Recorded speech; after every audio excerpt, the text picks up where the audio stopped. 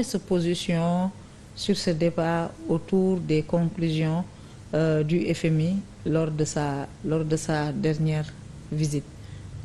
waaw samay appréciation c'est que pour man FMI en fait dafa def une analyse de la situation économique à la date du 31 août maanaam photographie de la situation. Deuxième semestre. Deuxième semestre mais l'économie est dynamique c'est-à-dire activité économique yi nga xam ne c'était en 2023 dafay continuer jusqu'en jusqu'en fait août 2024.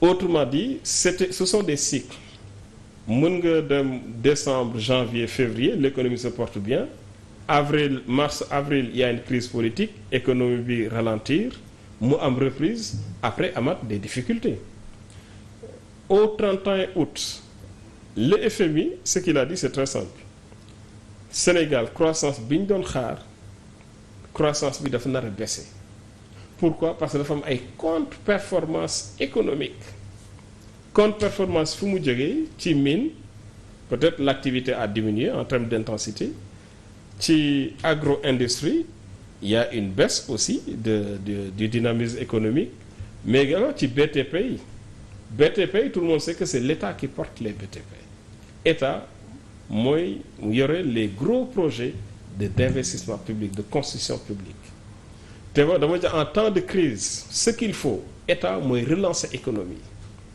bi amee crise la plus grande crise en tout cas de ces 20 dernières années c'était la crise de 2008 quand Barack Obama est venu mais qu'est-ce qu'ils ont fait ils ont recapitalisé les banques ils ont injecté beaucoup de liquidités aux banques la crise des subprimes pour permettre en fait aux banques ñu refinancer l'économie c'est vrai qu'il n'y a pas eu tous les effets escomptés mais le principe de la relance de l'économie c'est un principe boo xam ne ñëpp d'accord nañ ci c'est le principe keynésien bu amee crise état mooy relancer économie da ngay xool secteur yi nga xam ne bari na sénégalais yi fay yëngu nga investir fa c'est le cas des BTP c'est un écosystème économique BTP bu amee un chantier d'état mais il y a des commandes publiques en intrants en matériaux de construction tu prends aussi en fait des ressources humaines de toutes sortes il y a aussi en fait les sociétés satellitaires autour à qui on fait de la sous-traitance sans compter les taxes qu'on paye pour les importations même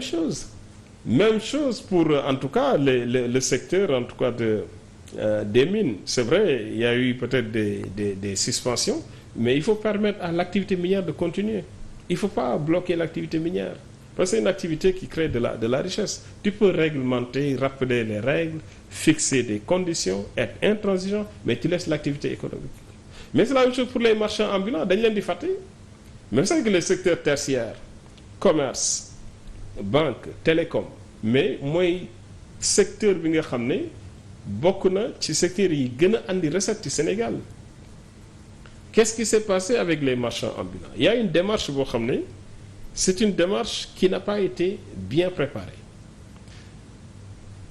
ambulants yi on les a déguerpis à tour de rôle à la suite d'une mesure prise par le ministre de l'Intérieur préfet yi maire yi ñëpp commencé appliquer mais on aurait dû ne pas bloquer ces ambulants parce que ambulant c'est-à-dire boo ko bloqué yaa ngi bloqué la circulation des marchandises parce que les gens sont fixés les gens n'ont plus la possibilité de vendre comme ils vendaient c'est les marchands ambulants qui font circuler les marchandises et qui permettent en fait de les écouler qu'est-ce qu'il faut faire ils encombrent la rue mais ils sont dans une initiative économique aussi te loolu c'est garanti par la Constitution liberté d'entreprendre il faut pas la tuer plutôt dans l'esprit en fait de celui qui entreprend on pouvait faire ceci c'est très simple ñu jël un plan de désencombrement progressif préparer une réunion avec tous les acteurs les informer qu'à telle date il y aurait des désencombrements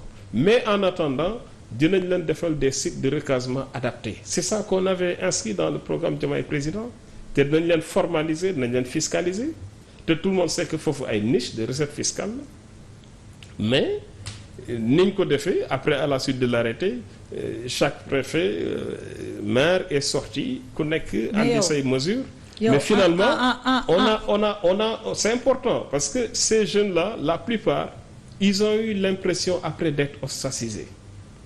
C'est-à-dire la démarche n'a pas été faite de manière intelligente et ça vraiment dafay pour réparer ko c'est pas facile.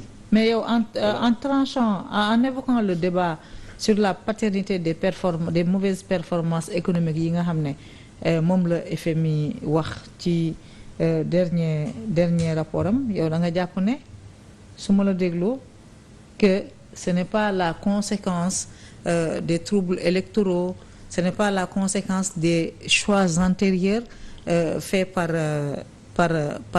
l'ancien régime. yow da ngay attribuer la paternité de ces mauvaises performances à l'actuel régime. Oui, mais vous savez, résultat d'une année, c'est une solidarité.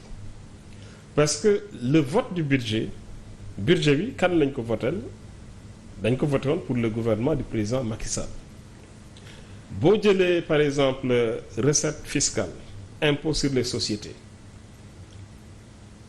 dañ koy recouvrer par tranche avril juin ainsi de suite. En principe ni ñuy déterminer performance su ni ñu koy déterminer ñu ngay xool performance yi nga xam ne moom la société bi def l'année écoulée. Donc bu ñu ñëwee ñu ne par exemple au mois d'août ou bien en tout cas au mois de juin que l'impôt sur les sociétés il y a eu une baisse, ça veut dire que c'est imputable au régime de Macky Sall. Bu ñu nee secteur des mines il y a une baisse d'activité, mais il y a des mesures qui ont été prises par l'actuel gouvernement. Certainement bu ñu creuser il se peut qu'il y ait peut-être des liens avec le régime du président Macky Sall, mais les mesures les plus saillantes ont été prises par le gouvernement. Donc il y a un lien de cause à effet. Mais de manière générale moi je ne veux pas rentrer dans ce débat parce que dama jàpp ne vraiment ku fi jóge na fi Macky Sall n'est plus là. mais xam nga. Macky Sall n'est plus là, c'est-à-dire on a élu un gouvernement parce que on n'était pas satisfait du président Macky Sall. Loolu électeurs yi décidé. Ce qu'il faut c'est que le gouvernement sorte, communique, prenne des mesures drastiques pour redresser l'économie. Mais sur ce débat Aminata Touré dafa ne les étudiants de première année en économie xam nañu ne certains choix, certaines décisions dafay impacter sur les performances économiques et décision bari na décision yoo xam ne dañ ko jël sous le régime sous le règne de l'ancien régime. Comme quelle mesure? Moi je veux pas rentrer ci analyse yi nga xam ne moom la homme politique def. Moi j'essaie en tout cas de raisonner objectif responsabilité. L'actuel président de la République la ñu fal. Toutes les difficultés liées à l'économie pour man moom lañ koy imputer. Mais c'est-à-dire waxuma la imputer mais responsabilité dans la conscience populaire des populations dañu naan régime bi lan la ci def pour solution. Il faut qu'on dépasse ce débat de paternité sur les mauvais résultats économiques. C'est pas pertinent. Pour moi c'est pas pertinent. Un ancien régime c'est un ancien régime. Quelles sont les solutions yi nga xam ne moom la ñu war a teg d'urgence pour que l'économie se redresse? Parce qu'il faut que l'économie se redresse. Mais on perd du temps à analyser en disant non Macky Sall moo ko fi defoon dis-moi. Moi ce débat ne m'intéresse pas. Il faut que le gouvernement communique. Est-ce que nouveau régime bi aussi dina mën a politiquement est-ce que baax na aussi moom mu assumer loo xam ne peut-être que ce n'est pas de sa responsabilité politiquement parlant. Il faut assumer. Un responsable da ngay assumer. Même boo fekkoon des choses qu'on a faites il y a 50 ans yow yaa fi nekk tu assumes. Tout le monde le sait.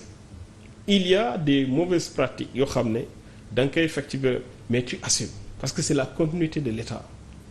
Tu trouves des acquis, tu assumes.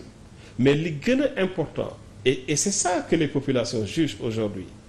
Il faut et ça c'est une urgence que l'économie soit redressée, que l'activité économique retrouve dynamisme. Parce que bu retrouve dynamisme, les gens commencent à douter. Dañu naan est-ce que liñ doon xaar egsi na? Est-ce que jafe-jafe yi ñii mën nañ ko safara? Loolu ma ne il faut dépasser ce cap vraiment des résultats économiques sous Macky Sall, sous Diomaye. Ce n'est plus pertinent. Ce qui est pertinent, c'est quelles sont les mesures économiques qu'on a prises pour relancer. L'économie. Est-ce qu'il y a des projets dans le domaine du BTP à effet immédiat? Est-ce qu'il n'y a pas des projets qui ont été bloqués? Est-ce qu'il n'y a pas des tronçons autoroutiers qui devraient peut-être, dans la construction, ou nous permettre vraiment d'employer un maximum de gens qui n'ont pas été poursuivis? Est-ce qu'il n'y a pas des projets qu'on a appliqués? Le problème également des ressources qui ont été empruntées, moi je constate que c'était pour ça, parce que il fallait compenser la baisse de recettes fiscales. Fin août, li ñu doon xaar ci recette amuñu ko, on a fait des emprunts en urgence. Emprunts yooyu, est-ce qu'on a affecté ça ci relance économie? Sur ça, un ministre des Finances doit communiquer. Mais actuellement, personne ne communique. On ne communique que politique. Et la population, la politique, c'est pas sa préoccupation. Population lu muy xaar mooy élection jot na ñu dem.